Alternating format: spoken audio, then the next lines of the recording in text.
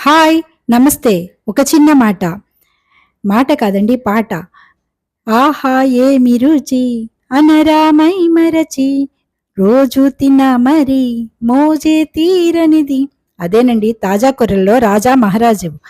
వంకాయ అండి. గుత్తి వంకాయ. గుత్తి వంకాయ ఉల్లికారం గురించి చెప్తున్నాను. ఈ గుత్తి వంకాయ ఉల్లికారం చేసుకునేటప్పుడు కారం వేయకుండా మనము ఎండుమిరపకాయల్ని నానబెట్టి, ఆ నానబెట్టిన వాటిని ఉల్లిపాయతో పాటు మిక్సీ పట్టి, ఇలా గుత్తి వంకాయ కూర కింద చేసుకుంటే సూపర్ అంటే సూపర్ ఉంటుందండి.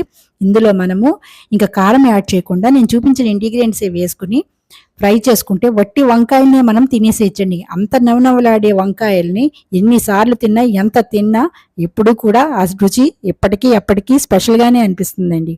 అదరహో అదరహో అనే ఈ వంకాయ కూరని తప్పకుండా మీరందరూ కూడా ట్రై చేయండి. దీనికి కారం బదులు ఎండుమిరపకాయల కారం వేయడం మర్చిపోకండి. అట్లాగే కొంచెం అడుగంటిస్తే ఈ కూర టేస్టు చాలా అంటే చాలా బావుంటుంది.